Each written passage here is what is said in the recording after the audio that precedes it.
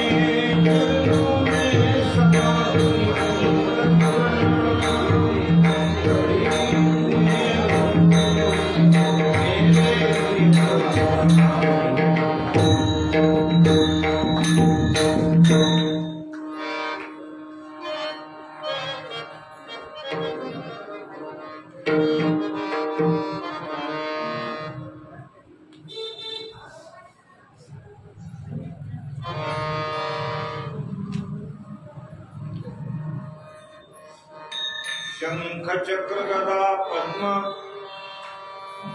पैल आला पुरुषोत्तम नाभी नाभी भक्तराया देवी पावलो सकला प्रस्तुत प्रसंगी सेवेकरता निवडलेला अभंग श्री जगद्गुरु संत श्रेष्ठ तुकोबाराय यांचा हा निर्याण प्रसंगातला अत्यंत उत्कृष्ट अशा प्रकारचा अभंग या बीजेनिमित्त निवडलेला आहे.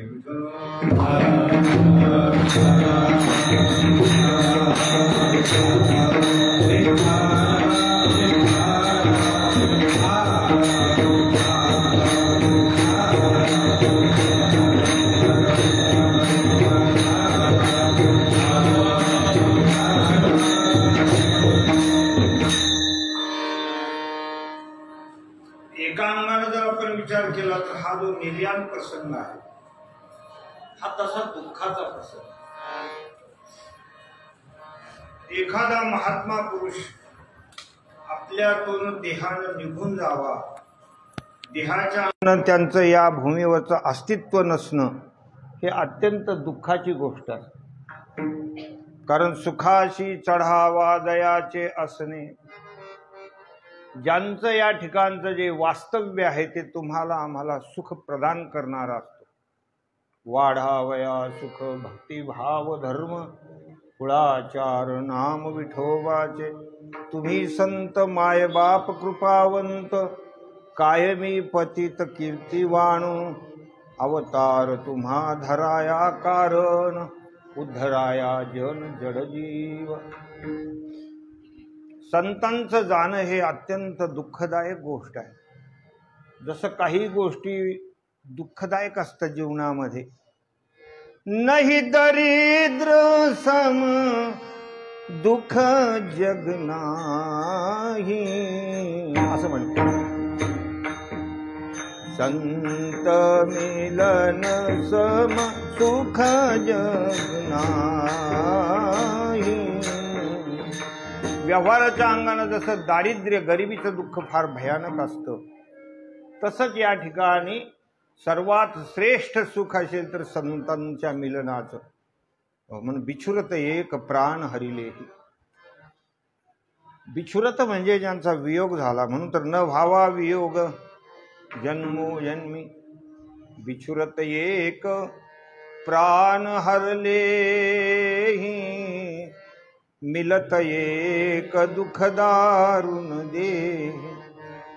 बिछुरत एक प्राण हरिलेही. संतांचं जाणं हे अत्यंत क्लेशकारक, अत्यंत दुःखदायक आहे. पण साधूचं जीवन हे भगवंतापेक्षाही अधिकाधिक कृपेचा वर्षाव करणारं ते जीवन असतं.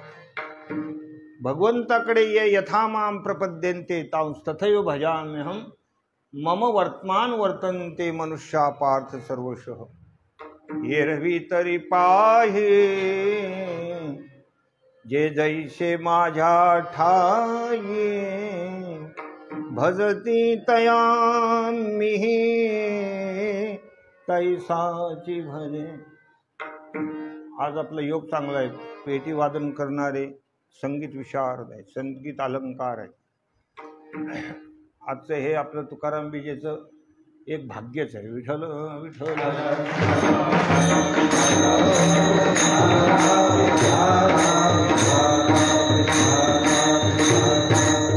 भगवंताचं जर बघितलं तर जसं भक्त असतील त्या त्याप्रमाणे परमात्मा असतात. भगवान दुष्टांचं पारिपत्य करतात, त्यांना मारून टाकतात, पण भक्ता राखे पायापाशी दुर्जनाची संहारी. पण संतांचं जीवन असं आहे की ते दुष्टांना मारण्याची इच्छाच करत नाही. दुष्टाला मारून टाका असा त्यांच्या जीवनामध्ये, त्यांच्या मनामध्ये भाव सुद्धा प्रगट होत नाही. जे खळांची व्यंकटी सांडो तया सत्कर विरती वाणो, भूता परस्परे. ते कधीच म्हणणार नाही दारू पिणारा मरो म्हणून, त्याची दारू सुटो. ते म्हणणार नाही कधी की हे गुटख्यावाले मरून जावे, ते म्हणाले यांचा गुटखा सुटला पाहिजे. वाईट गोष्टी ज्या जीवनातल्या आहेत त्या सोडण्यासाठी ज्यांचा प्रयत्न असतो आणि वाईटातून त्यांना चांगलं जीवन कसं मिळेल याच्यासाठी ज्यांची तळमळ आहे ते सत्पुरुष आहेत. मग सांगा तुम्ही, सत्पुरुषाचं जाणं हे दुःखदायक का सुखदायक? आज जगद्गुरु तुकोबारायांचा हा निर्याण दिन संप्रदायाच्या अंगानं खूप दुःखदायक, खूप दुःखदायक. याच्यापेक्षा वेगळी हानी आपण काय समजणार नाही की या ठिकाणी ते आपल्यामध्ये सशरीर इथे आपल्यामध्ये वास्तव्याला नाहीत. म्हणून या अंगानं आपण त्यांचं हे जे स्मरण करत असतो निर्याण दिन, पण निर्याण दिनामध्येच साधूचं साधुत्व दिसून येतं. पण हा निर्याण काल जो आहे, हा निर्याण काल चांगल्या रीतीनं होण्यासाठी त्यालाही महत्भाग्य लागतं, जन्मजन्मांची सेवा लागते. त्यावेळेला हा निर्याण काल साधत असतो. मग काही काही पशुपक्ष्यांचा सुद्धा निर्याण काल साधलेला आहे, पशुपक्ष्यांचा सुद्धा. पण त्यांच्या सेवेकडे बघितल्यानंतर लक्षात येतं की बरोबर भगवंतानं त्यांना योग्य फळ दिलं. जटायूचा जो निर्याण काल आहे रामकथेमध्ये, त्या रावणाबरोबर त्यांनी झुंज दिली. कशासाठी? की माझ्या स्वामीची पत्नी हा हरवतोय, हरण करून नेतोय. स्वामीचीच काय, कुणाचीही स्त्री आहे, तिच्यावर जर एखादा मनुष्य अत्याचार करत असला तर त्याच्यावर आपल्याकडे जो काही बल आहे त्या बलाचा वापर करून तिची सुटका कशी होईल याच्यासाठी जे प्रयत्न करतात, ते खऱ्या अर्थानं राम राम नाही म्हटलं तरी ते भक्त असतात. केवळ राम राम म्हणणारेच भक्त असतात असं नाही. आपत्ती कालातून एखाद्या अबला स्त्रीची सुटका करून घेणं हेही फार महत्त्वाचं असतं. मग सीता मातेला अभयदान देतात जटायू की सीते घाबरू नको, मी आलेलो आहे. आणि जसं आपल्या वडिलांनी धावून यावं तसं सीतेला एक आधार निर्माण झाला की मला हे सोडवतील. पण रावणानं काय केलं महाराज, कुचाल खेळली, ज्याला कुचाली म्हणतात. रावणाच्या लक्षात आलं का हा जटायू आपल्याला पछाडून टाकील, आपल्याला घायाळ करून टाकील. म्हणून रावणाने सांगितलं काय करू, म्हणले आपण असं युद्ध करू जिकडं तिकडं सोक्षमोक्ष करून टाकू, मी तरी मरण नाही तर तू तरी मरशील. मग आपण शपथ घेऊन एकमेकाचं मरण कशात हे सांगायचं. तू पण रामप्रभूची शपथ घ्यायची, मरण कशात हे सांगायचं. मी पण गळ्या शपथ घेतो, गळ्या शपथ, आई शपथ, बापा शपथ लोक म्हणतात ना, मारुती शपथ. मी पण माझ्या इष्टदेवतेची शपथ घेत. जटायू अंतःकरण निर्मळ असल्यामुळे जटायूनं सांगितलं माझं पंखात मरण आहे. आणि जटायूनं विचारलं पण तो रावण लबाड होता ना. लबाड माणसं कुठं खरं बोलत असतात का? ते खरं बोलत नाही. त्या रावणाने सांगितलं माझं अंगठ्यात मरण. मग अंगठ्यात मरण म्हटल्यानंतर जटायूला अंगठ्यात काढून टाकून यायचा. मग त्याच्या अंगठ्याजवळ झेप घेतल्याबरोबर त्यानं पंख काढून टाकले. पंख काढल्याबरोबर घायाळ झाली, शक्तिहीन झालेले, घायाळ झालेत. राम राम राम राम राम. भगवान रामचंद्र प्रभू इकडे शोध घेत घेत येत होते. हा सीते, हा जनकनंदिनी. भगवान त्या ठिकाणी ही नरलीला करत होते. तेवढ्यामध्ये त्यांच्या कानावर शब्द आले राम राम राम. भगवान धावून आलेले तर जटायू काका विव्हळ झालेले आहेत, पंख तुटलेले आहेत आणि युद्ध केल्यामुळे सगळ्या अंगावर धूळ आहे. आणि भगवान धावून गेले महाराज. भगवंताचं अंतःकरण कळवळलं, मांडी घातली, जटायूला उचलून स्वतःच्या मांडीवर घेतलं, स्वतःच्या जट्या खुल्ल्या केल्या. जटायू की धूळ जटानचे सारी. थोडं तुम्ही निर्याण प्रसंग बघा, किती भाग्याचा आहे. जटायूच्या अंगावर झालेली जी धूळ होती ती भगवान कशानं झटकतात? आपल्या जटेने. येईल कोणाच्या जीवनात असा योग की प्रत्यक्ष परमात्मा जटायू की धूल जटानसे सारी झाली. आणि भगवान म्हणतात काका तुमची ही गती कोणी केली? तब कह गीध बचन धरी धीरा, सुनहु राम भव भंजन भीरा. नाथ दशानन यह गति कीनी, तेही खर जनक सुता हरिली नाथ दशानन यह गति कीनी तेही खर जनक सुता हरिली तबक गीध बचन धरी धीरा सुनो राम भव भंजन भीरा। प्रभू रामचंद्राने सांगतात, हे प्रभो, भवसमुद्रातून तारणारे तुम्ही आहात, नाथ दशानन यह गती केली, दशाननानं माझी ही परिस्थिती केलेली आणि त्या दुष्टानं सीतेला नेले, तेही खल जनक सुता हरिली। भगवंताच्या डोळ्यातून प्रेमाश्रू आलेले आणि भगवान त्या जटायूच्या पाठीवरून हात फिरवतात आणि सांगतात, जटायू घाबरू नका, मी तुला पूर्ववत करतो, तुझे पंख जे आहे ते पंख पुन्हा जोडून टाकतो। इथं काही कुठल्या एसी रूम मध्ये न्यायची गरज नाही का, कुठल्या ऑपरेशनचे सामान काढायची गरज नाही, टाके मारायला भगवंताला काय गरज आहे। सांगितलं, जटायू मी तुला पूर्ववत करून टाकतो, काही चिंता करू नको। भगवंतानं काय नुसतं हात लावला तरी तो जटायू पूर्ववत होत होता, तुझ्या सगळ्या पीडा नष्ट करून टाकतो।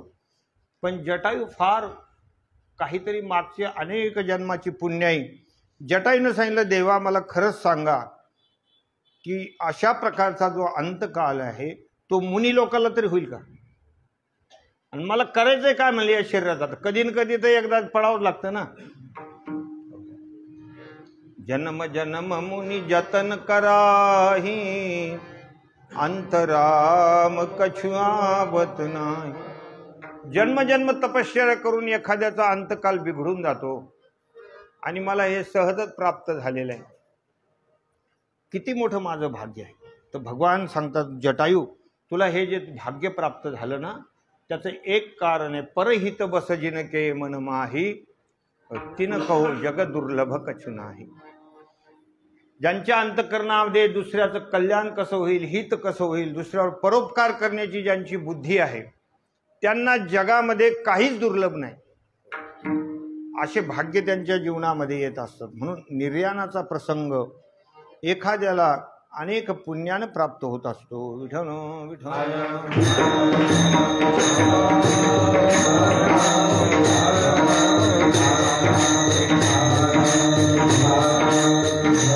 आपण नेहमी श्रीमद भागवत ग्रंथ श्रवण करणारे आहात, त्यामध्ये सुद्धा भीष्माचार्यांचा जो निर्याण प्रसंग आहे, भीष्माचार्यांचं केवढं मोठं भाग्य होतं। ते थोडे बंदिस्त होते, बांधलेले होते, ते त्यांनी काही शब्द दिला होता म्हणून ते कौरव पक्षाकडे कार्यरत होते। नाहीतर दुर्योधन कसा आहे, दुःशासन कसा आहे, धृतराष्ट्र कसा आहे, हे सगळं त्यांना माहिती होतं। अंतःकरणातून कसे आहेत, वर कसे बोलतात, पॉलिटिकल लोक, हा जो राजा आहे याच्या आत काय आहे, याच्या बाहेर काय आहे, हे सगळं माहित होतं। भीष्माचार्यांना सगळं कळत होतं, पण त्यांनी शब्द दिला होता, ते बंदिस्त होते त्यामध्ये। पण भीष्माचार्य हे महात्मा होते, अखंड प्रभूचं चिंतन करणारे होते आणि इच्छा मृत्यू होते, त्यांच्या मनावर होतं कधी शरीर ठेवायचं, इच्छा मरण। म्हणून बाणाने ज्यावेळेला ते शरपंजरी पडले, संपूर्ण बाण शरीरामध्ये लागलेले होते आणि त्यावेळेला दक्षिणायन चालू होतं, म्हणून त्या बाणाच्या शय्येवर ते उत्तरायण लागेपर्यंत थांबले। कारण धूम्रमार्ग, आचिरा मार्ग वगैरे याचं जे वर्णन आहे 8व्या अध्यायाच्या शेवटी की धूमो रात्री तथा कृष्ण, हे जे दाखवलेलं आहे, तर ते कोणत्या वेळेला शरीर ठेवल्यानंतर त्यांना सद्गती प्राप्त होते, उद्धार होतो, याच्यासाठी त्यांना माहिती असल्यामुळं उत्तरायण येईपर्यंत त्यांनी ते ठेवले। आणि मग उत्तरायणामध्ये भगवान श्रीकृष्ण परमात्मा, अर्जुन, पूर्ण पांडव, युधिष्ठिर वगैरे, नकुल, सहदेव, अर्जुन वगैरे हे सगळे आले, भीमदादा हे सगळे आले, अनेक ऋषीमुनी आलेले आहेत त्यांचा निर्याण काल बघण्यासाठी। आणि भगवान स्वतः समोर येऊन उभे आहेत। आता भाग्य बसा बघा, भगवान श्रीकृष्ण परमात्मा त्यांना नमस्कार करतात। काय आश्चर्याची गोष्ट आहे, आणि भगवान म्हणतात की महात्मा भीष्माचार्यांना मी तुम्हाला तुमचं दर्शन घेण्यासाठी आले. आणि त्यावेळेला भीष्माचार्यांच्या नेत्रातून प्रेमाश्रू गळू लागले. भीष्माचार्य म्हणतायत आ गए प्रभो, इसीलिए ही तो मैं रुका था कि आप जब आओगे तभी हम यहाँ से जाने वाले. इतना तो करना स्वामी जब प्राण तन से निकले, मेरा सावला निकट हो जब प्राण तन से निकले. आणि मग त्यांनी तिथे देह ठेवलेला आहे. देवादिकांनी सुद्धा पुष्पवृष्टी केलेली आहे. असा हा निर्याण प्रसंगाचे अनेक अशा गोष्टी आहेत जीवना कथेमध्ये, पुराणांतर्गत ज्या गोष्टी आहेत. पण त्याचं कारण असं आहे की ज्यांची सेवा आहे, ज्यांनी जीवनामध्ये काय केलेले त्याला भगवान तसं फल देतात. मी आपल्याची उत्तीर्णत्वा लागी भक्तांच्या तनुत्यागी परिचर्या करी. विठ्ठल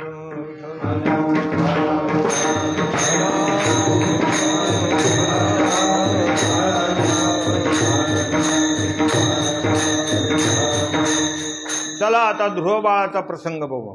कारण हा निर्याणाचं कीर्तन हे नैमित्तिक कीर्तन आहे. ध्रुवबाळ किती वर्षाचे असताना घराच्या बाहेर पडले? 5-6 वर्षाचे. बिमाता की बोली लगी उसके तन में, बालक ध्रुव जब चले थे सुबन में, बिमाता की बोली लगी उसके मन में, सिखाया यही मंत्र उसको गुरु ने, हरि ओम तत्सत हरि ओम तत्सत हरि ओम तत्सत हरि ओम. महामंत्र है ये जपा कर महामंत्र है ये. हरि ओम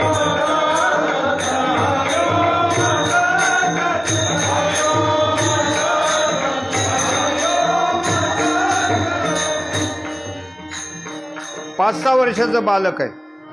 फक्त वडिलांची मांडी मिळाली नाही आणि सावत्राईनं खेचून काढलं तिथून. त्याचं वाईट वाटलं. आईजवळ गेला, रूढ रडायला लागलेला आहे. आईनं सांगितलं बाबा आपल्यावर भगवंताची कृपा नाही आहे, त्यामुळे आपल्याला असंच राहावं लागेल. आई मी देवाची कृपा संपादन करणार. तर तेवढ्या छोट्याशा वयामध्ये निघून गेले. नारद महर्षीने अगोदर अरण्याची भीती दाखवली पण ते घाबरले नाही. म्हणजे मला माझ्या कल्याणाचा मार्ग सांगा, मला प्रभूचं दर्शन होईल याच्यासाठी सांगा. मी एकदा निघालो, मी परत नाही फिरणार.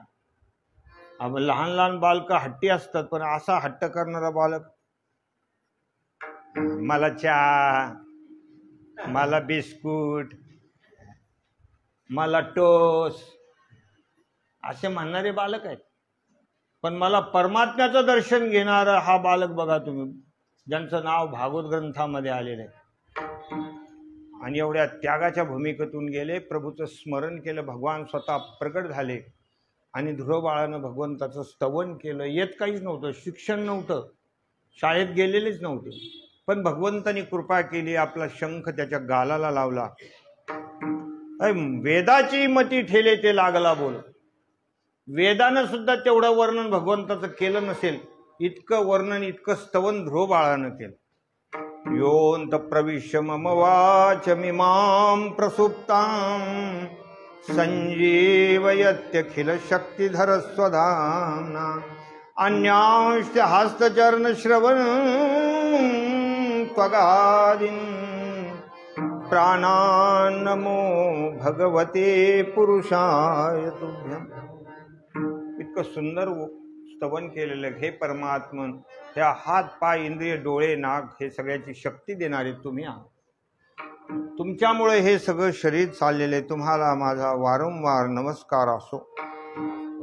तव तव नमस्तेची नमस्ते म्हणे, हे जसं ज्ञानेश्वरीमध्ये आहे त्याप्रमाणे भगवंताला नमस्कार केलेला आहे, स्तवन केलेलं आहे. भगवान कृपा करतात. आणि भगवंताने सांगितलं ध्रुवा मी तुझ्यावर प्रसन्न झालेले. 36 वर्ष राज्य करायचं. 36,000 वर्ष, 36,000 वर्ष राज्य करायचं. आणि एवढं राज्य करूनही तुझं जे तारुण्य आहे ते कमी होणार आणि शेवटी काळाच्या डोक्यावर पाय देऊन तुम्हाला काय करता येईल, काळाच्या डोक्यावर पाय देऊन स्वर्गाला येण्याची तुम्हाला काय आहे शक्ती आम्ही प्रदान करत आहोत. एवढं ध्रुव बाळाला भगवंतानं आशीर्वाद दिला आणि ध्रुव बाळानं 36 वर्ष राज्य केलं. 36 वर्ष 36,000 वर्ष. ते हजारच राहिले मला 3 शून्य कट व्हायला लागले. ते कलियुगामध्ये उरायला काय माहिती, कलियुग लागल्यामुळं असं व्हायला लागलं बहुतेक. 36,000 वर्ष राज्य करून आणि ते पूर्ण एवढ्या वर्षापर्यंत तरुण होते. आपला राज्यकारभार किती वर्षाचा असतो, 10-20 वर्ष, 25 वर्षाच्या आत तर सगळा खेळ आहे. इतकं राज्य करूनही ज्यावेळेला काळ त्यांना नेण्यासाठी आला त्यावेळेला त्यांनी काळाने सांगितलं हे शरीर आमचं असतंय. शरीर हे कोणाचं आहे, काळाचं आहे. ध्रुव बाळाने सांगितलं खाली डोकं कर म्हणे. काळाने त्यांना नमस्कार केला आणि ध्रुव बाळाने त्याच्या डोक्यावर पाय दिला. जगा काळ खाय आम्ही माथा दिला पाय. डोक्यावर पाय देऊन विमानामध्ये आरूढ झाले. विमान निघाल्यानंतर ध्रुव बाळाने सांगितलं थांबा. देवदूतांना सांगितलं विमान थांबवा. ज्या मातेमुळं मला हे भाग्य प्राप्त झालं त्या मातेला मला बरोबर घ्यायचं, तिला माझ्या बरोबर घ्यायचं की आई थोर तुझे उपकार. त्यावेळेला त्या देवदूतांनी सांगितलं ते पुढे जे एक विमान चाललंय ना ते तुमच्या आईचंच आहे. अगोदर तुमच्या मातेला बसवलंय आम्ही आणि नंतर तुमच्याकडे आलोय. विठ्ठल विठ्ठल.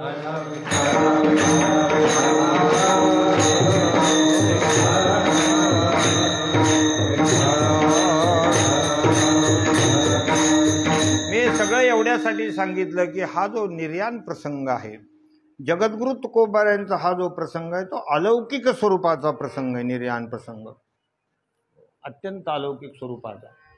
पण जगद्गुरु तुकोबारायांच्या जीवनामध्ये हे जे भाग्य प्राप्त झालं, कोणतं भाग्य? प्रयाणकाली देवे विमान पाठविले, कलीच्या काला माझी अद्भुत वर्तविले, मानव देह घेऊन निज धामा गेले, निळामने सकळ संता तोषविले. त्याचं कारण असं आहे महाराज, जगद्गुरु तुकोबारायांची जी सेवा होती ते भगवंताशी एकरूप झाले होते. लौकिक हा सगळा जळून गेला होता.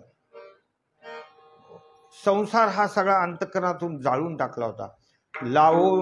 त्या ठिकाणी लावून या मागुते पाहू नये, संसाराशी आगी आपुले निहाते, लावून मागुते पाहू नये. हा संसार जो होता अंतःकरणातून जाळून टाकला होता. जगद्गुरु तुकोबारायांचे जे काही जीवन आहे त्यांच्या परंपरेमध्ये सुद्धा एकनिष्ठ अशा प्रकारचे सगळे भक्त होते. विश्वंभर बाबापासून आपल्याकडे या संप्रदायामध्ये सर्वांना माहिती आहे की त्यांच्या पूर्वजामध्ये त्याच्याही अगोदर कोणी असतील भक्त, पण आपल्याकडे जी माहिती आलेली ती विश्वंभर बाबा जे आहेत ते 8व्या पिढीमध्ये आलेले, ते वरचे विश्वंभर बाबा हे मूळ त्यांचे पुरुष आहे आणि आमाई त्यांच्या पत्नीचं नाव आहे. दोघेही पंढरीची वारी करणारे, भगवंताची एकनिष्ठ भावनेनं सेवा करणारे. इतकं प्रेम होतं भगवंतावर की पतिव्रते जैसा भ्रतार प्रमाण, आम्हा नारायण तशा बरी. पतिव्रतेचं जसं भ्रतारावरच सगळं प्रेम असतं त्याप्रमाणे एकनिष्ठ भक्ती करणारे हे विश्वंभर बाबा, त्यांना भगवंताने स्वप्नामध्ये दर्शन दिलं की बाबा तुमचं शरीर आता थकत चाललेलं आहे, मीच तुमच्या गावी येतो. किती सेवा असेल बघा. मीच तुमच्या गावी येतो, शेतामध्ये मी तिथे येतो, एका वृक्षाखाली, तिथे मला आणा तुम्ही. आणि तो स्वप्नातला भाग जो आहे तो खरंच आहे की नाही हे बघण्यासाठी जिथे स्वप्नामध्ये दाखवलं होतं इथे असं दाखवलं, तिथे जाऊन त्यांनी पाहिलं तर प्रत्यक्ष भगवान पंढरीनाथ रुक्मिणी मातेची मूर्ती होती. मूर्तिरूपानं भगवान त्यांच्याकडे आले, वाजत गाजत त्या मूर्ती आणल्या, देहूमध्ये प्रस्थापित केलेल्या आहेत. असे विश्वंभर बाबा साक्षात्कारी होते. आणि विश्वंभर बाबानं खूप सेवा केली. बऱ्याच कालपर्यंत पुत्र वगैरे नव्हतं. नंतर त्यांना 2 पुत्र झाले. एकाचं नाव हरी आणि एकाचं नाव मुकुंदा. पण ते दोन्ही मुलं जे आहेत ना, ते देशसेवेचा त्यांच्या अंतःकरणामध्ये भाव होता, की आपण सैनिक व्हावं आणि जे काही परचक्र आहे दुष्टांचं पारिपत्य करून या सगळ्यांना सुखी करावं. आजही जे बॉर्डरवर वगैरे जे सैनिक उभे आहेत त्यांना वेगळ्या रीतीने काही साधना करायची गरज नाही. आपलं रक्षण करणारे जे आहेत त्यांचा तो परमार्थच आहे. स्वकर्तव्याचं पालन करणं ही भगवंताची सेवा आहे, भगवंताची सेवा आहे. म्हणून त्यांना दोघांनाही त्या मुलाच्या मनामध्ये आपण सैनिक व्हावं, देशाची सेवा करावी असं त्यांच्या अंतःकरणामध्ये भाव होता. म्हणून ते सैन्यामध्ये भरती झाले. सैन्यामध्येही काही कोणालाही घेत नाहीत, त्याची एक मेडिकल चाचणी असते.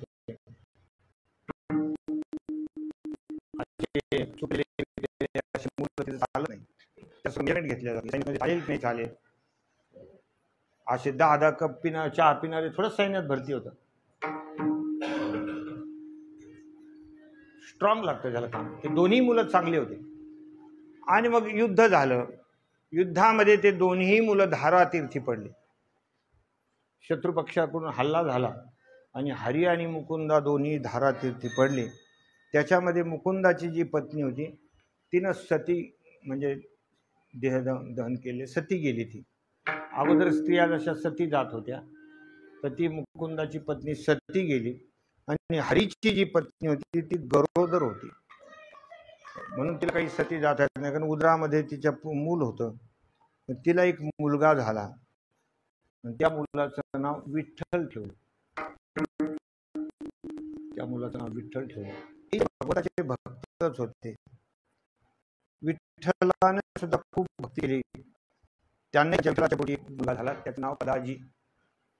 पदाजी हे सुद्धा भगवत भक्त होते. पदाजींच्या उदरामध्ये एक मुलगा झाला, त्यांचं नाव शंकर.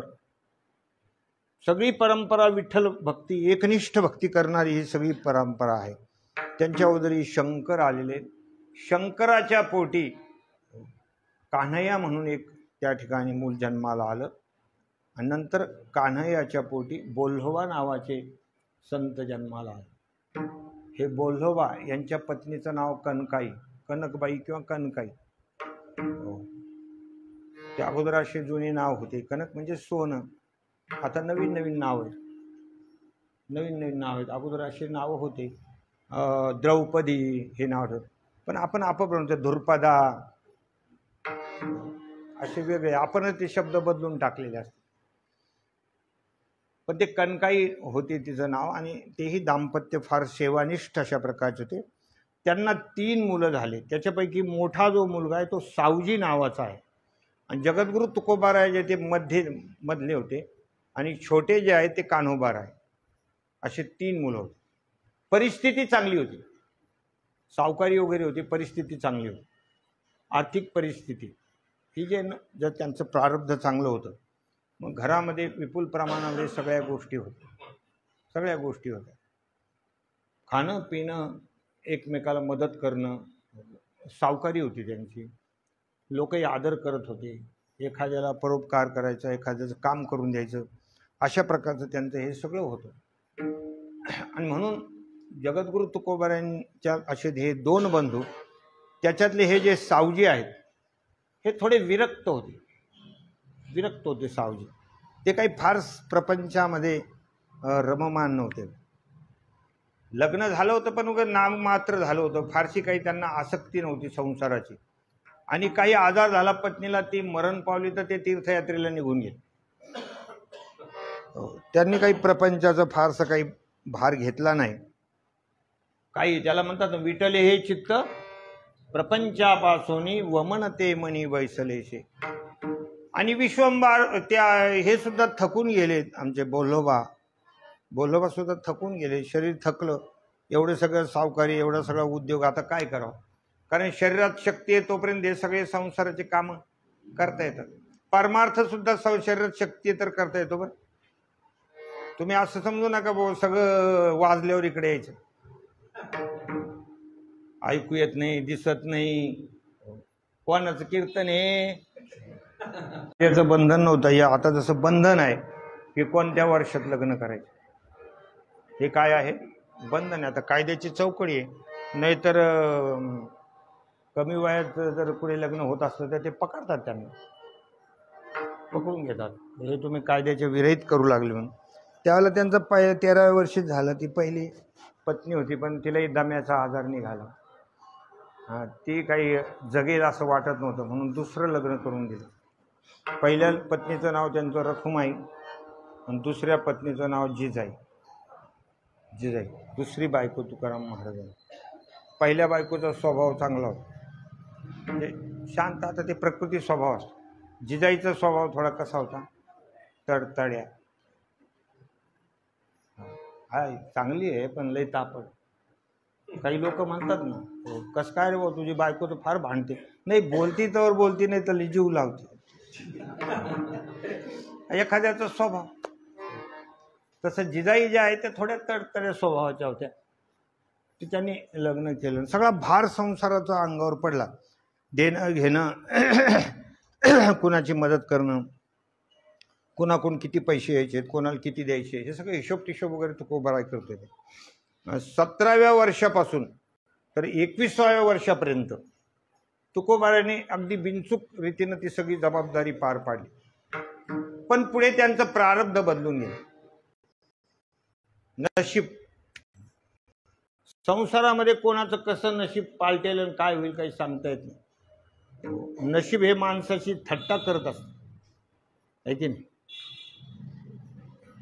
की कसं माणसाचं नशीब बदलून जाईन, काय होईल काही सांगता येत नाही. मग त्यांचं प्रारब्ध होतं, प्रतिकूल प्रारब्ध झालं आणि मग व्यवहार वगैरे कमी होत गेले.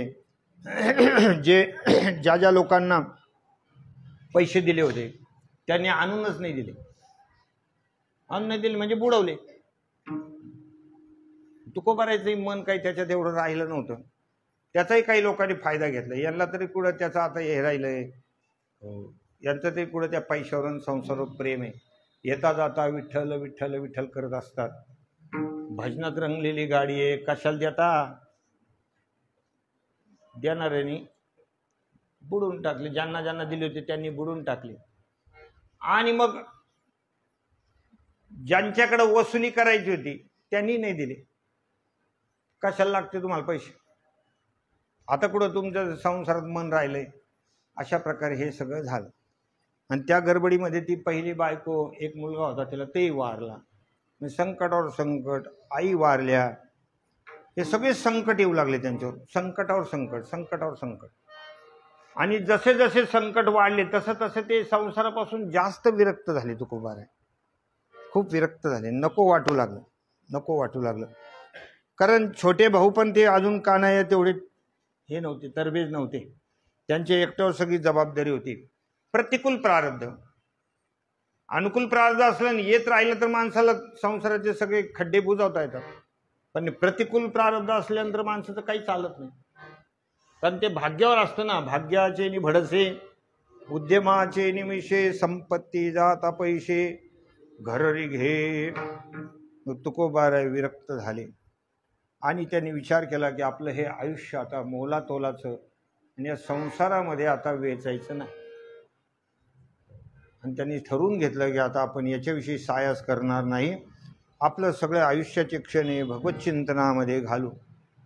आणि कसायास न करी न धरी आस, होईन उदास सर्व भावे, होईन उदास सर्व भावे, होईन उदास सर्व भावे. न धरी आस, होईन उदास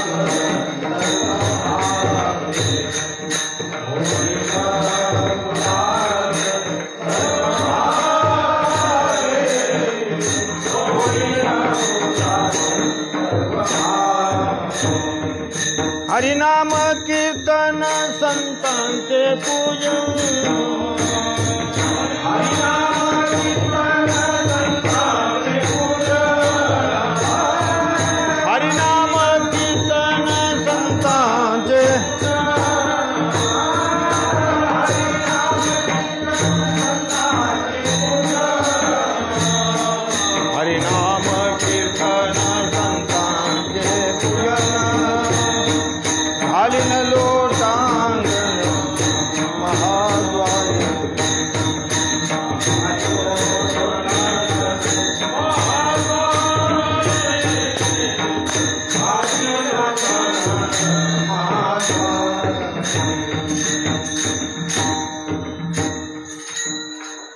अनेक सायास न करी न धरी आस, होईन उदास सर्व भावे.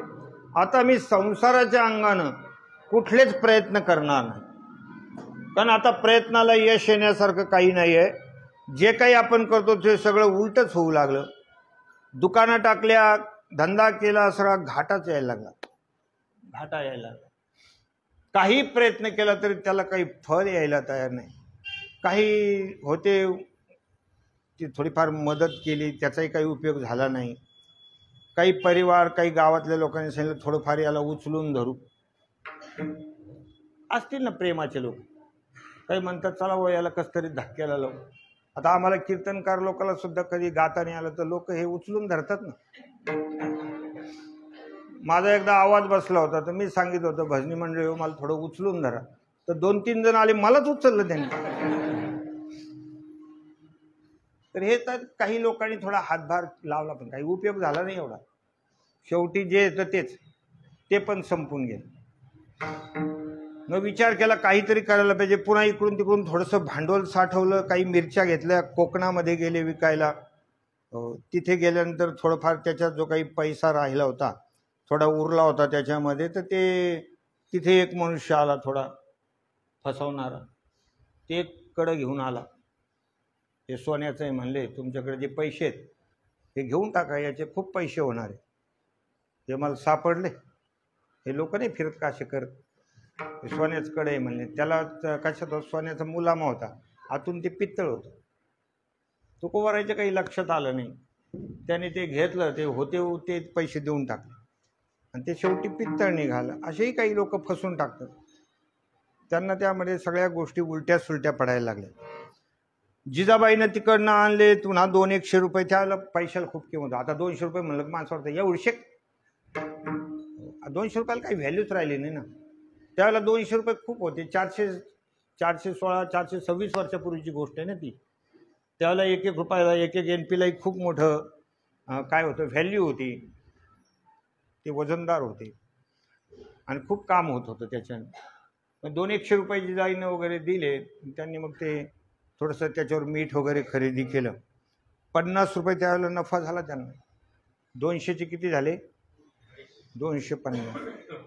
मग आता काहीतरी गाडी धक्क्याला लागल, महाराज ते घेऊन निघाले. त्या पुण्याच्या जवळपास एक जण माणूस भेटला. अहो म्हणले महाराज आमच्या इथं लई दुःख नाही आहे, डॉक्टरकडे जायचे, फार दुःख राहिलं, तुम्ही काहीतरी माझ्यावर दया करा, तर आमचं सुधारणेने आम्ही मरायच्या मागे. गयावया केली महाराजांनी. ते 50 तर द्यायचे, कमीत कमी नफ्याचे ते मुद्दल पण देऊन टाकले. हे 250 रुपये सगळेचे सगळे देऊन टाकले. आता मला सांगा जिजाईबाईचा स्वभाव कोणी बिघडला? थोडंफार काही एका हाताने टाळी वाजत नाही ना. कवावी लोक म्हणजे महाराज लोक आम्हालाच नाव ठेवते, तसं नाही आहे. एका हाताने टाळी वाजत नाही बरं. विठ्ठल विठ्ठल.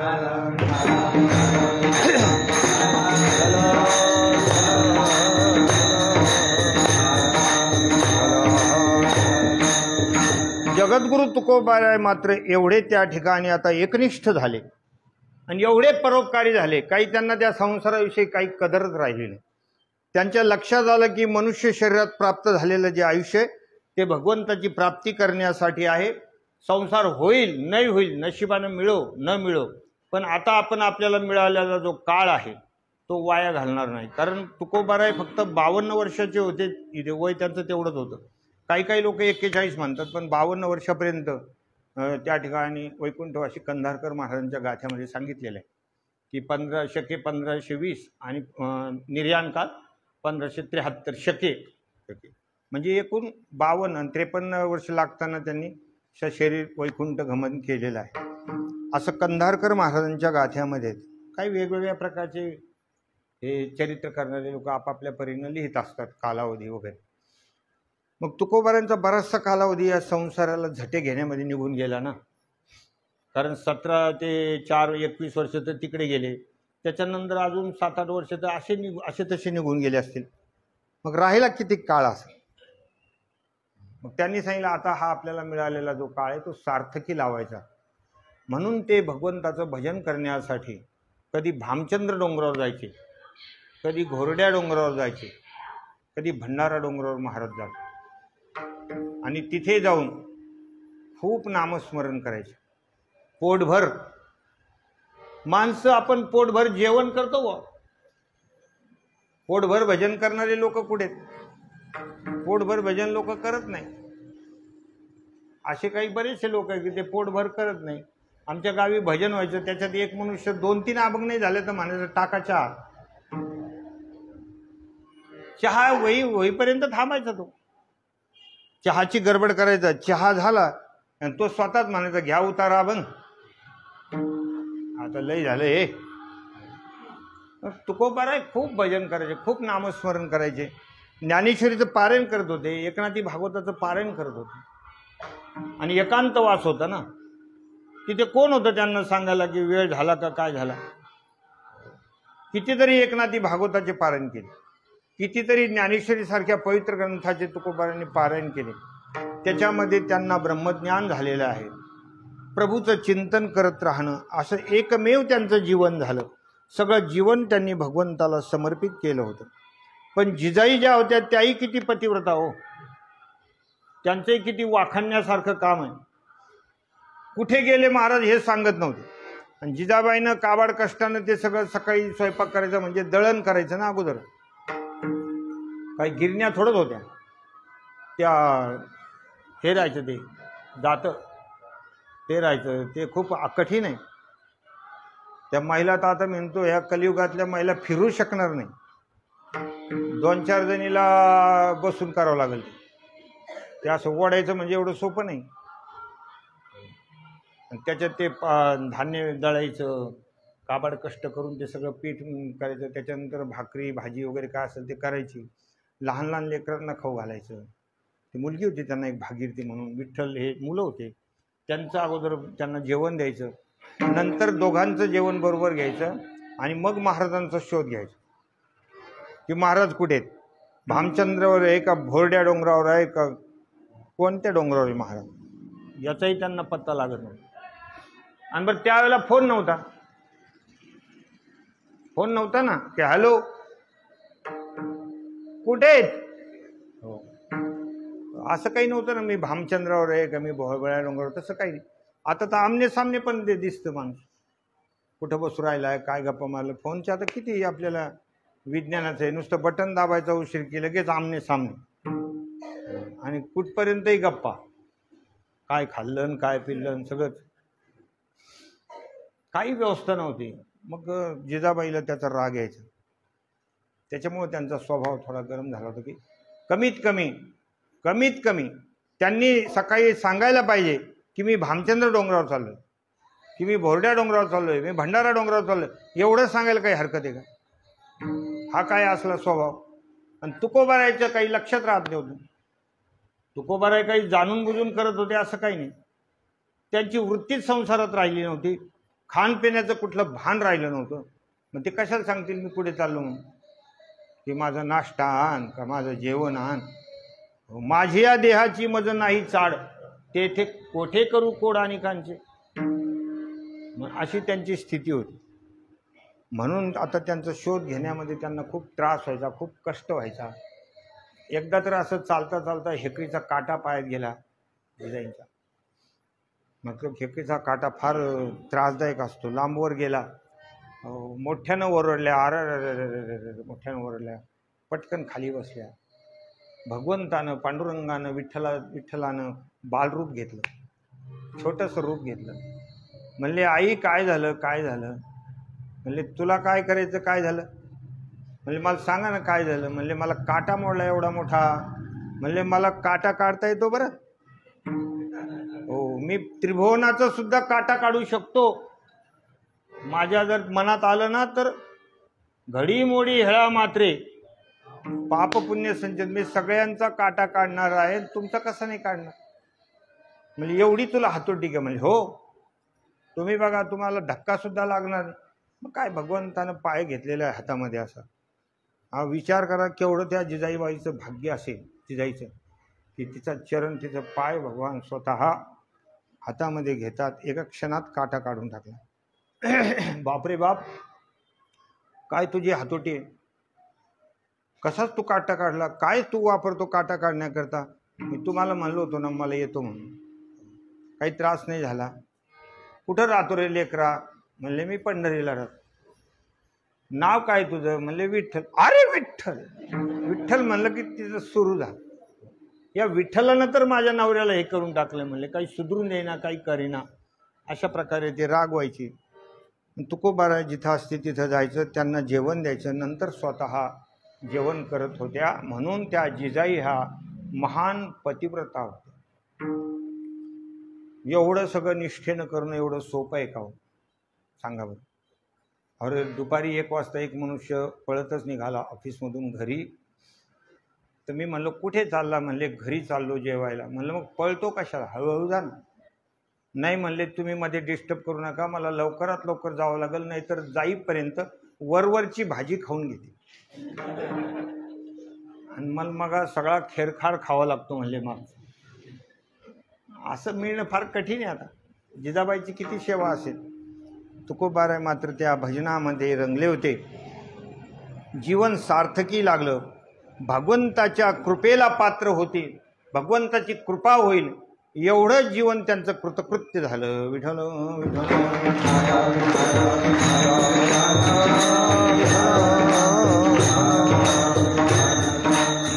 एकनिष्ठेनं पंढरीची वारी करायची. भगवंताचं हे प्रतिमा दर्शन, सगुण दर्शन, अवतार दर्शन, ईश्वर दर्शन, ब्रह्मदर्शन हे सगळे दर्शन त्यांना प्राप्त झाले. वारीला गेल्यानंतर भगवान प्रतिमा रूपानं पंढरीला जे उभे आहेत ते दर्शन. आषाढी कार्तिकी पंढरीची वारी, साधन निर्धारी आण नाही, हे प्रतिमा दर्शन आहे. भगवंताने तुकोबाराला सगुण दर्शन दिलं. कारण तुकोबाराने जे काही अभंग लिहिले ना ते वेदातले अर्थ त्याच्यामध्ये होते. तर त्या पुण्याच्या पासून 13 किलोमीटर वाघोली नावाचं जे गाव आहे तिथे रामेश्वर भट्ट राहत होते. ते वेदशास्त्र संपन्न होते, सगळे वेद वगैरे त्यांच्या कंठस्थ होते. तर रामेश्वर भट्टांना ते कळालं की तुकोबाराय मराठी भाषेमध्ये आणि श्रुत्यर्थ सांगतायत, वेदाच्या ऋचा बाहेर येऊ लागलेले आहेत त्यांच्या मुखातून. तर त्यांना ते खटकलं मला. अरे एक मराठी माणूस आणि हे सगळं आपल्या संस्कृत भाषेमध्ये असलेलं ज्ञान आणि मराठी भाषेमध्ये सगळ्यापर्यंत नेण्याचं कार्य करतोय, हे त्यांना काही गोष्ट आवडायला तयार नाही. ती गोष्ट खटकली. त्यांनी त्या देहूच्या पाटलाला जाऊन सांगितलं की याला गावाच्या बाहेर काढा, इथं राहू देऊ नका. मग आता पाटील म्हणला, पाटील तुम्हाला माहीत असतं पाटलाची खोपडी कशी असते. सगळेच पाटील तसे नसतात, पण काही काही गावातले पाटील भलते रागीट असतात. ऐक म्हणले निघून. मग तुकोबाराने कोपला पाटील गावीचे लोक, आता माझं भीक कोण घाली. काय झालं म्हणले, पाटील एवढे का रागवले. म्हणले ते रामेश्वर भट्टांनी सांगितलेले. म्हणजे कोणीतरी असं भरून दिल्याशिवाय थोडं माणूस ॲक्शन घेत असतो. मग तुकोबाराय स्वतः रामेश्वर भट्टाकडे गेले. म्हणले महाराज तुम्हाला असं वाटतं की मी अभंग लिहितो, मी लिहित. भगवंताने मला प्रेरणा दिलेली आहे. उरले ते शेवटी लावी तुका. काही नामदेव महाराजांनी केले, काही राहिलेले अभंग मी करत आहे. आणि ते अभंग मी लिहित नाही, भगवान प्रेरणा देतात, त्याप्रमाणे मी ते शब्द लिहित असतो. ते प्रासादिक शब्द आहेत. तुम्ही म्हणत असले तर तुम्ही परमात्मा स्वरूप आहात, तुम्ही ब्राह्मण आहात, देवता आहात. मी तुमचे शब्द मोडणार नाही, पण आता जे लिहून झालेले आहेत त्याचं काय करायचं. रामेश्वर भट्टाला राग होता. म्हणले ते इंद्रायणीमध्ये बुडून टाक जे लिहिलेले असतील. काही हरकत नाही, तुमची आज्ञा ज्याप्रमाणे. आणि मग ते सगळे गाथा जे लिहिलेले अभंग होते ते सगळे इंद्रायणीमध्ये बुडवले. पण त्या गोष्टीचा तुकोबारायला खूप संताप झाला. तुकोबारायला असं वाटलं की हे अभंग मी लिहिलेलेच नाही आणि प्रत्यक्ष भगवंताची वाणी आहे, आणि ही भगवंताची वाणी आता मी पाण्यामध्ये टाकून देईल, बुडून टाकील, याचं त्यांना खंत वाटली. म्हणले हे पांडुरंगा, आता नकोच आहे म्हणले, हे मला शरीरच नको, हा समाज आणि हे सगळ्या गोष्टी, अनेक तऱ्हेचे लोक, काही गोष्टीला लोकांना सत्यता कळत नाही, काही कळत नाही, काही कळत नाही, विरोध करायचा, बस विरोध करायचा. म्हणून तुकोबारायांना त्या सगळ्या गोष्टीचा वैताग आला. म्हणले देवा, एकतर तुम्ही मला भेट द्या, याचा काहीतरी निस्तारा करा, नाहीतर मी माझं संपून टाकतो. आणि तिथे एक विठ्ठलाचं मंदिर होतं, तिथे एक दगड होता, त्याच्यावर ते पडून राहिले तुकोबाराय. 13 दिवसापर्यंत अन्न पाणी घेतलं नाही. 13 दिवस झाले निश्चक्र करिता. 13 दिवसापर्यंत तुकोबाराय पडून होते. आणि तुकोबाराय त्या ठिकाणी नंतर भगवान बालरूपाने आले. छोटं स्वरूप भगवंतानं घेतलं आणि बालरूपानं भगवंतानं हे सगुण दर्शन तुकोबारायला दिलेले आहे. म्हणले महाराज जागे व्हा. आणि तुकोबाराय डोळे उघडतात. घाबरू नका म्हणले, तुमचा एकही शब्द पाण्यानं भिजलेला नाही आहे, एकही शब्द पुसलेला नाही, मी स्वतः हातामध्ये धरलं म्हणले. का भगवंताच्या हाताचा कव्हर, जशी एखादी गोष्ट प्लास्टिकमध्ये बांधली ना, म्हणजे आत पाणी शिरत नाही, वॉटरप्रूफ, वॉटरप्रूफच म्हणतात ना त्याला, की पाणी आतमध्ये जायचंच नाही. तसं प्रत्यक्ष भगवंताने ते झेललेले अभंग होते, त्याला काही झालेलं नाही. मग ते तुकोबारांनी बघितलं. नंतर त्यांना पश्चाताप झाला, देवा माझ्यासाठी मी तुम्हाला पाण्यामध्ये 13 दिवस उभं केलं. ते रडू लागले, प्रेमाश्रू पडू लागलेले. भगवान म्हणतात, महाराज त्याची काही आता तुम्ही कुठल्याही प्रकारचा पश्चाताप करू नका, हे तुमचं जे देणं आहे तुम्हाला आम्ही दिलेलं आहे. मग या सगळ्या गोष्टी हळूहळू जिकडे तिकडे पांगल्या. रामेश्वर भट्टांना सुद्धा आश्चर्य वाटलं की तुकोबाराच्या अभंग, जळी दगडा सहित वह्या, तारियेल्या जैशाला ह्या, धन्य तुकोबा समर्थ, धन्य तुकोबा समर्थ,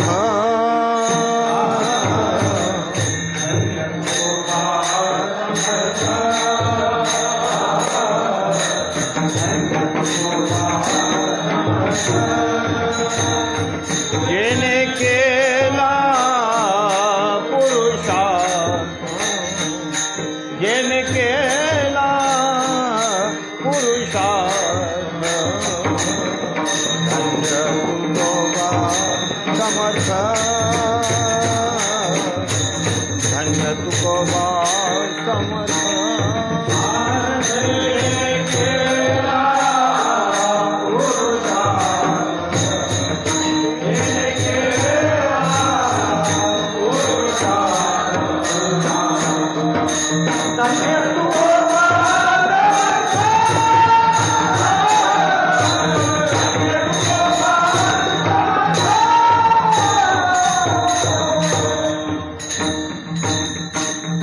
फार आश्चर्यकारक गोष्ट झाली की अभंग माणसाचे तुकोबारायचे तरलेले आहेत.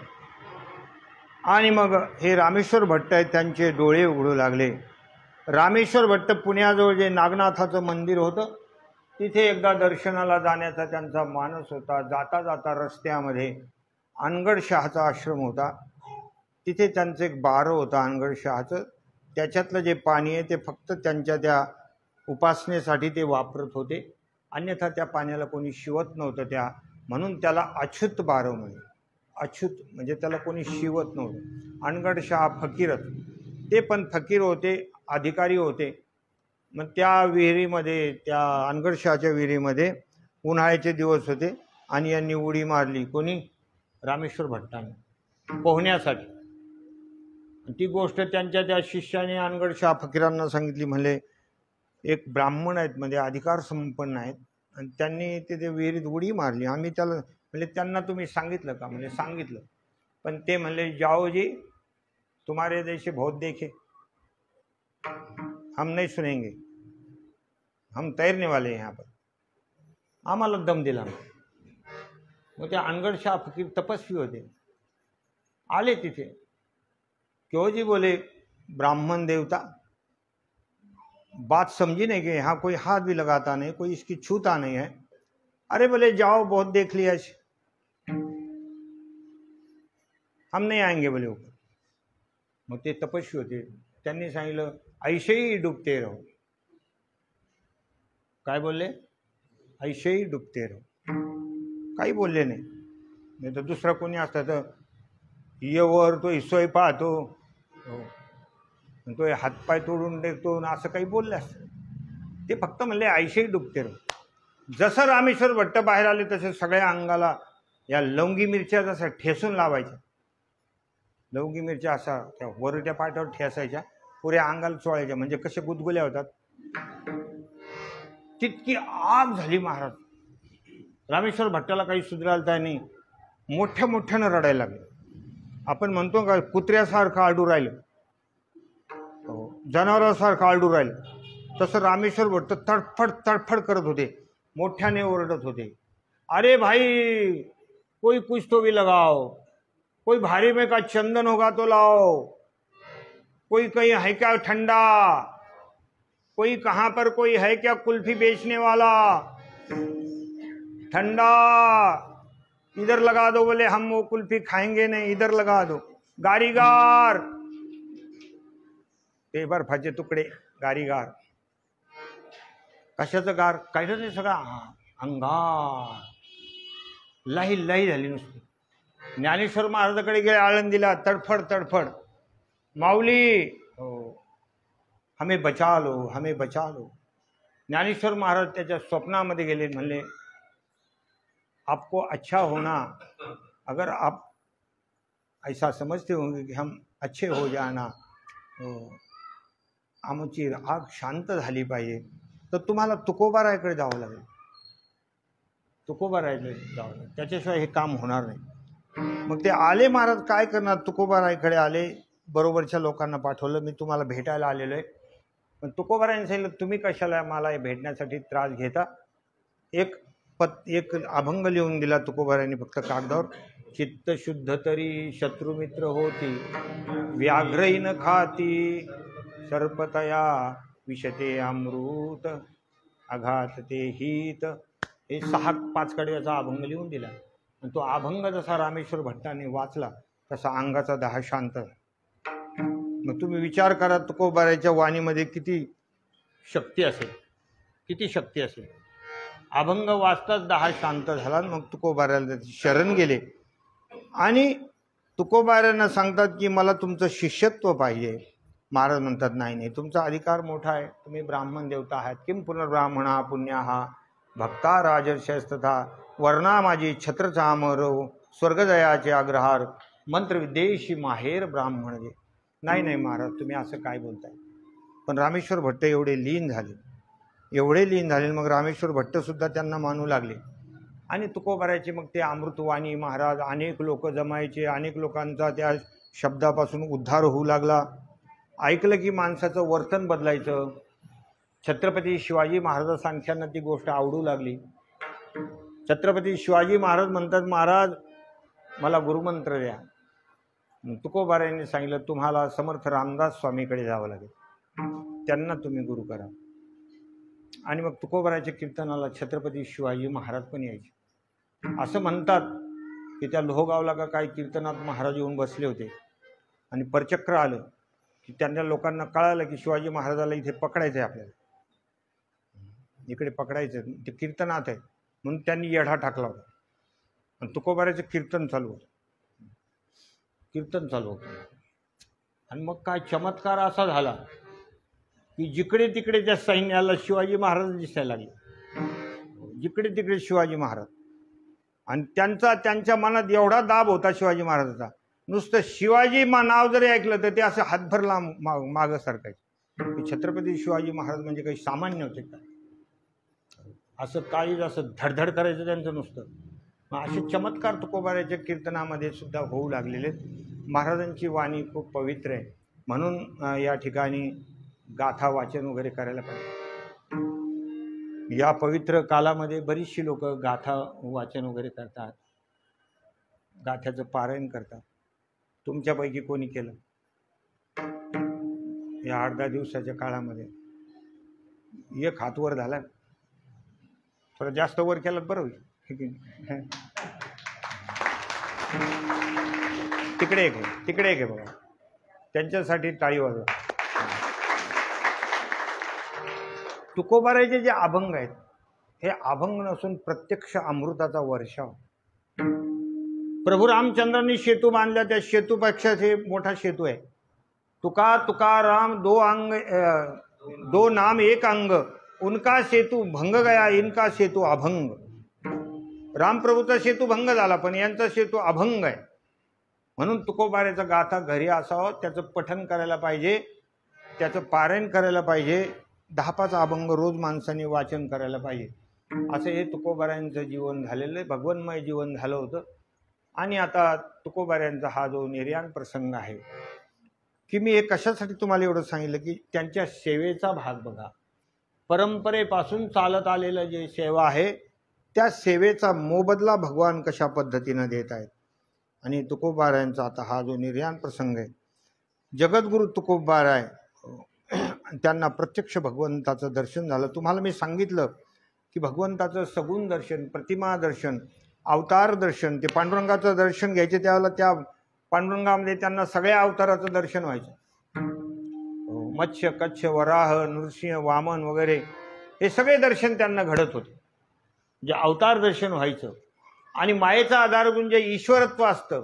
संपूर्ण जगतावर ईश्वर सर्वभूतानां हृदयेषर्जुन तिष्ठती भ्रामेन सर्वभूतानि यंत्रारूढानि माया, असं ईश्वर दर्शन होतं.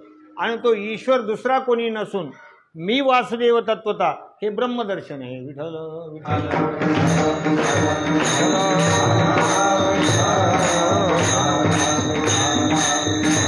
आणि आता भगवान स्वतः त्यांना नेण्याकरता आलेले, तो हा आजचा दिवस आहे. हा बीज फाल्गुन वद्य बीज हा दिवस आहे. भगवान स्वतः आलेले, भगवान शंख चक्र गदा पद्म घेऊन आलेले. त्याचं वर्णन पहिल्या कड्यामध्ये केलेलं.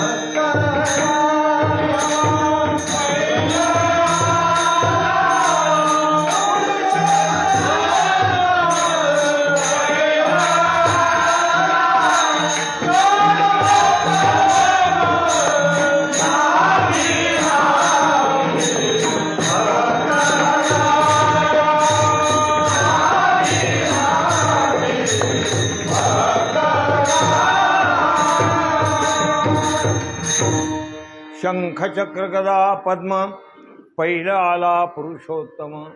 भगवान प्रत्यक्ष त्यांना दिसू लागलेले. ज्या भगवंतांना हातामध्ये सगळे आयुध घेतले, शंख चक्र गदा पद्म. विष्णू परमात्म्याकडे हे काय, सशंख चक्रम सकिरीट कुंडलम सपीत वस्त्रम सरसीरुहेक्षणम सहार वक्षस्थल कौस्तुभश्रियम नमामि विष्णू शिरसा चतुर्भुजम. भगवान त्या ठिकाणी चतुर्भुज आहे, शंख चक्र गदा पद्म. हे भगवंताने जे आयुध हातामध्ये घेतलेले आहेत, तर या आयुधाचा उपयोग काय करतात भगवान, हे नाथ भागवतामध्ये खूप सुंदर आलेले आहे की भक्तावर किती कृपा करतात. भक्तावर भगवान कसे कृपा करतात. चक्रे अभिमानाचा करी चेंदा, मोह ममता छेदी गदा. शंखे उद्बोधी निजबोधा, निज कमळे सदा निज भक्त पूजी. नाथ भागवतामध्ये किती सुंदर केले नाथांनी वर्णन की चक्रे अभिमानाचा करी चेंदा. भगवंतानी हे चक्र घेतले हे भक्तांसाठी. याचा काय उपयोग करतात? दुष्टाला मारून टाकतात चक्रानं. त्या शिशुपालाचा शिरच्छेद केला, पण भगवान या चक्रानं भक्ताच्या अभिमानाला मारून टाकतात. तिळभरी अभिमान ठेवत नाही. तिळभरी जरी होय अभिमान, मेरुतो समान भारदेवा. म्हणून चक्रे अभिमानाचा करी छेंदा. मोह ममता छेदी गदा. भक्ताच्या अंतःकरणाला जो मोह आहे, ममता आहे, जे की जन्ममरणाला कारणीभूत आहे, ते गदेनं त्याचा ठेसा करून टाकतो. आणि जो शंख आहे, तो शंख जसा ध्रुवबाळाच्या गालाला लावला तर तशा शंखानं त्याला आत्मबोध देतात. आणि अशा भक्तांचं भगवान स्वतः त्या कमळानं काय करतात? निज भक्त सदा निज कमळे सदा निज भक्त पूजी. भगवंताचं सुद्धा देवघर आहे. जसं आपल्याला आपल्या घरात देवघर असतो ना, देवाच्या मूर्ती असतात, तसं वैकुंठामध्ये सुद्धा भगवंताचं देवघर आहे. त्या देवघरामध्ये नारद महर्षीची मूर्ती आहे, व्यासांची मूर्ती आहे, ज्ञानोबा आहे, तुकोबा आहे, नामदेव महाराज, असे जे थोर थोर महात्मा पुरुष आहेत, सगळ्यांचं भगवान पूजन करतात. घाली दंडवत पूजोनिया असे माझ्या ठाईचे पवित्रपण शेनी मज जाण चरण वंदावया. भगवंताचे भक्तांचे चरण रेणू सुद्धा भगवान चरणरज आपल्या मस्तकाला लावतात. असं दर्शन तुकोबाऱ्याला झालं. शंख चक्र गदा पद्म पैराला पुरुषोत्तम. भगवंताला पुरुषोत्तम म्हटलेलं आहे. सगळ्या याच्यामध्ये उत्तम पुरुष तो. उत्तम पुरुषस्त्वन्य परमात्मे तुदार्थ. उत्तम पुरुष नव्हे नव्हे, सगळा तो एक भगवानच पुरुष आहे. बाकी तर सगळ्या नारीच आहे. जरी आपण पुरुष दिसत असलो तरी हे मायाधिष्ठित हे सगळ्या गोष्टी आहेत. म्हणजे माया आणि ब्रह्म ह्या दोनच गोष्टी आहेत. ब्रह्म हेच खरं पुरुष आहे, बाकी तो सगळा मायेचा पसारा असल्यामुळं सगळ्या नारीच आहे. तो एकच भगवान पुरुषोत्तम आहे. म्हणून तो पुरुषोत्तम आलेला आहे मला नेण्यासाठी. आणि भगवान आता गरुडावर आलेले आहेत आणि गरुडाच्या पंखातून काय शब्द बोलतायत? नाभी नाभी भक्तराया वेगी पावलो सखया तुभ्यम नमः तुभ्यम नमः. काही कुठल्या प्रकारची आता कुठल्या प्रकारचं भीती बाळगण्याचं कारण नाही. हे भक्तराया, तुकोबाराला म्हणतात, ते भक्तांचे राजे आहेत. नाभी नाभी नाभी, भिवू नको, मी तुझ्या पाठीशी आहे. डोंट वरी, घाबरायचं काही कारण नाही. नाभी नाभी भक्तराया वेगी पावलो सखया. मी आलोय तुला नेण्यासाठी, मी आलो. आणि भगवंताला लांबून बघितलं, विमान लांबून बघितलेले. दुरून येता दिशे दृष्टी, धाके दोष पळती सृष्टी. आता भगवान स्वतः नेण्याकरता येणार. आता हे अंतःकरणातले असलेले दोष ते कशाला थांबतील? भगवान आल्यानंतर हे राहत नाही. जहाँ राम है वहाँ काम नहीं, और जहाँ काम है वहाँ राम नहीं. हे अनेक प्रकारचे दोष याच्यामध्ये आहेत. काम, क्रोध, लोभ, मत्सर वगैरे या सगळे दोष निर्माण करणारे आहेत. पण भगवंताच्या साक्षात्कारानं हे यांना धाक निर्माण होतो आणि निघून जातात. तुका म्हणे देह भरीला विठ्ठल काम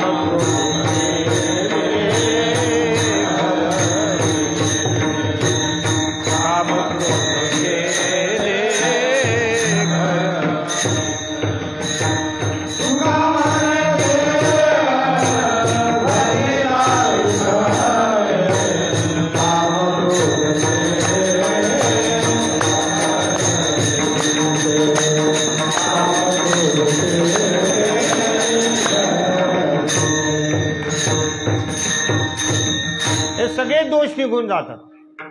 तुका म्हणे देह भरीला विठ्ठले काम क्रोधे केले धाके दोष पळती सृष्टी. भगवत साक्षात्कार ज्यांना झालेला आहे, भगवान हृदयामध्ये वास करू लागला, भगवंताचा साक्षात्कार झाला, तर तेने धाके अंतरी हो लागे पुरी हृदय शुद्धी. तेव्हा प्रपंच सांडोनी वासना जडोनी ठाके जनार्दना, सगळे दोष सगळ्या वासना सगळं निघून जातं, धाके दोषपळी सृष्टी. आणि हे कधी माणसाला त्या ठिकाणी हा साक्षात्कार होतो तर ज्यांनी सर्वसंग परित्याग केलेला आहे, जे भगवंताशी एकरूप झालेले आहेत, ती गोष्ट महाराज शेवटच्या कडव्यामध्ये सांगतात.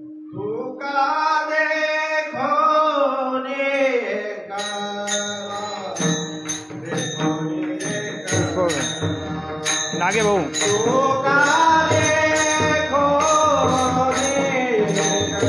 फुलं वगैरे द्या वाटाल.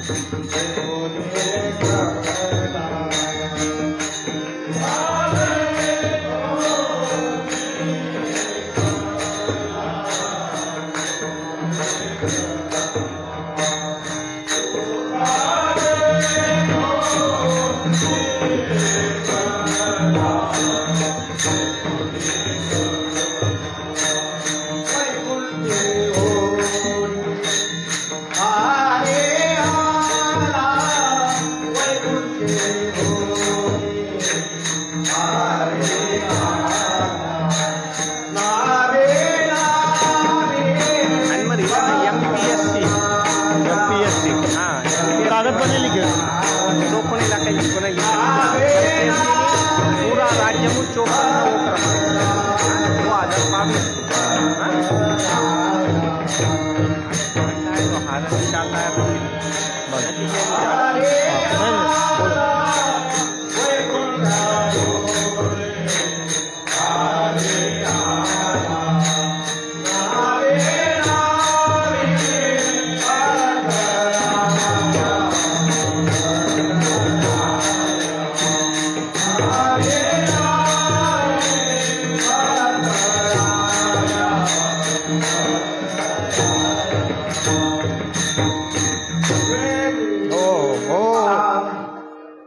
आता वेळ झालेला, थोडं सगळ्यांना फुलं वगैरे वाटा.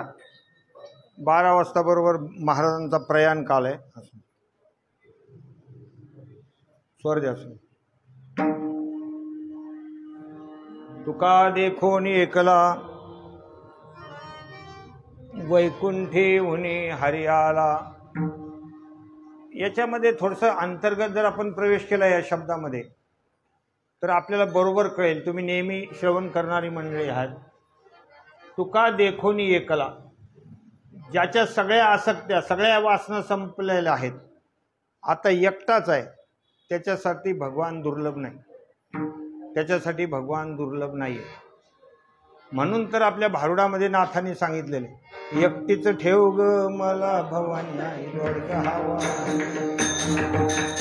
रोडगावा हिन तुला भवानी नाही.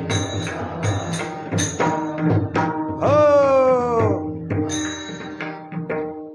भारुड म्हणतात ना, महिला मंडळीचं फार भारुड असतं हे चालेल, पण त्यांना त्याच्यातला जो काही अंतर्गत त्याचा जो अर्थ आहे त्याच्यात शेवटचं कडो काय, एका जनार्दनी सगळीची मरू दे. हो, आणि अशा जर सगळे परिवारातले जे भारूड करायला लागली आणि तिच्या परिवारातले सगळे बसलेले असले, सासू सासरा, त्याचे सगळं लिहिले ना, सासू मरू देन, सासरा मरू देन, नणंद मरू देन, अशा अनेक गोष्टी त्याच्यामध्ये. त्यांचा जीव काय म्हणतात, आणि ही म्हणते की सगळेच मरू दे आणि एकटीचं ठेव ग मला भवानी. हे कशासाठी सांगितलंय?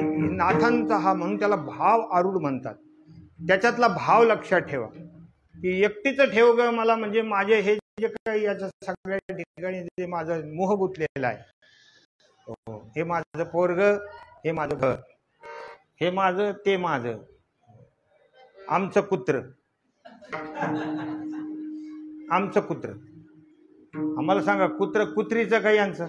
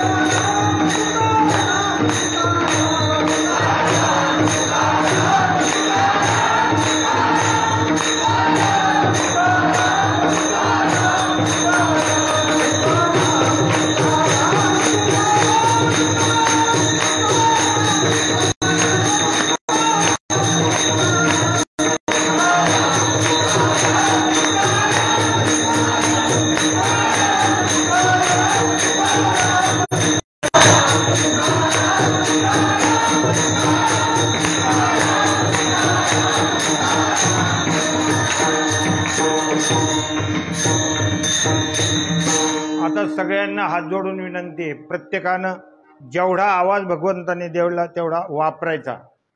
आवाज कोणी चोरायचा नाही. मोठ्याने गर्जना करायची. कुंडली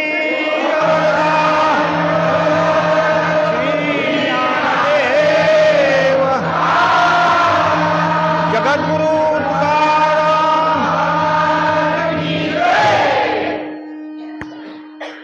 वाह, याला म्हणतात काम. सगळे आजूबाजूचे दचकले असतील ना, हे काय करायला लागले मंदिरामध्ये. पण तुमच्या या आवाजानं मी एवढा खुश झालो, एवढा खुश झालो. हे सगळं कीर्तन सार्थकी लागलं आणि त्याच्यामुळं थोडं असं वाटायला लागलं वन्स मोर, एकदा पुन्हा वन्स मोर होऊ द्या बस. कुंडली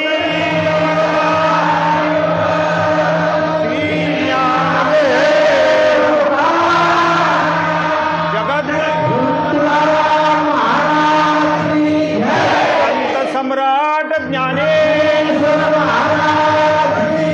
परम पूज्य भगवान परम पूज्य भीमसिंह महाराज परम पूज्य भक्तराज धोबार कुमार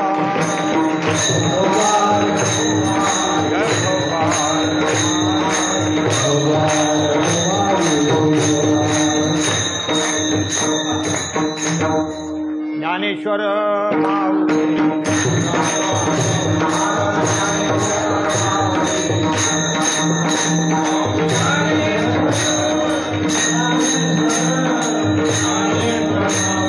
MPSC ना, हा MPSC 54 क्रमांक 2022.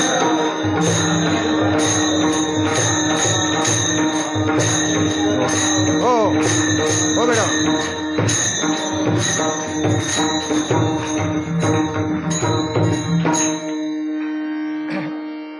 सर्व आवाज बंद करा थोडं. या ठिकाणी आपले जे परमस्नेही हरिभक्तनारायण कवडे साहेब यांचे जे चिरंजीव आहेत, हे आमचा सर्वांचा लाडका असलेला हा सुमित MPSC परीक्षेमध्ये राज्यातून 54 क्रमांकानं यशस्वी झाले. आणि विशेष गोष्ट, हे सर्व करत असताना आपली जे काही हिंदू संस्कृती आहे, आपले जे संस्कार आहेत, याला कुठल्याही प्रकारचा धक्का न लागता आईवडिलांची परंपरा, भक्तीचं एक प्रकारचा ओघ, या सगळ्या ओघामध्ये आणि संस्कारातीत जीवन आपलं ठेवून आणि एवढ्या मोठा हुद्दा प्राप्त करणं, एवढं मोठं घवघवीत यश प्राप्त करणं, हे सगळ्या त्यांच्या वाडवडिलांच्या पुण्याचं हे फल आहे. म्हणून या आजच्या या पवित्र दिनी आपण शाल श्रीफळ वगैरे देऊन सुमितचा सन्मान करूया. सन्मान करत असताना कडकडून टाळ्याचा गजर करायचा सगळ्यांनी. हे बेटा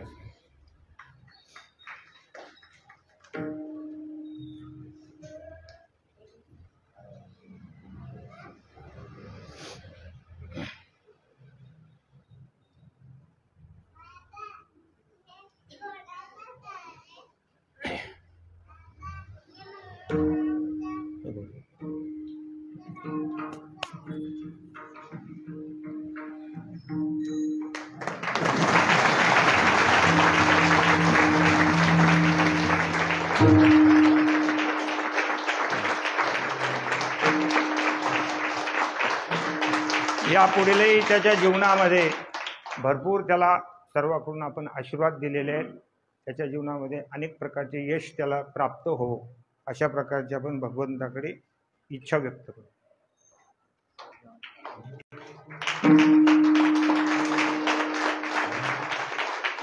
या ठिकाणी जे आजचं अन्नदान असतं ते आमचे हरिभक्तपरायण ईश्वर इधाटे हे नेहमीच आपले या भजनामध्ये पेटी वादन करणारे आहेत आणि सातत्यानं काकडा भजनाला येणार आहेत.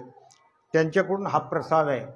म्हणून प्रत्येक भक्तांना विनंती आहे की सर्वांनी महाप्रसाद घेऊन जायचे. कोणी तसं जाऊ नका. थोडंफार 10-15 मिनटं इकडे तिकडे होऊ शकतं, एखाद्याला जेवायला उशीर होऊ शकतो, पण प्रसाद घेऊन जा. सगळ्यांना त्यांच्याकडून विनंती आहे. आणखी काही सूचना नाही?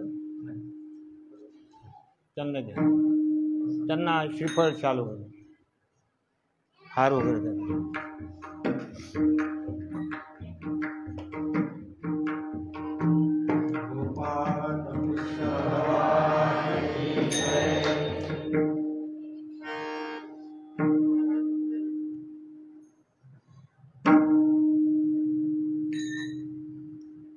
तरी न्यूनते पुरते अधिकते सरते करून घ्यावे तुमते विनंती. आरती वगैरे लावलेली आहे का? आरती रेडी आहे ना? आरती होईल आणि नंतर मग सगळ्यांना प्रसाद मिळणार आहे. विठ्ठल जय जय.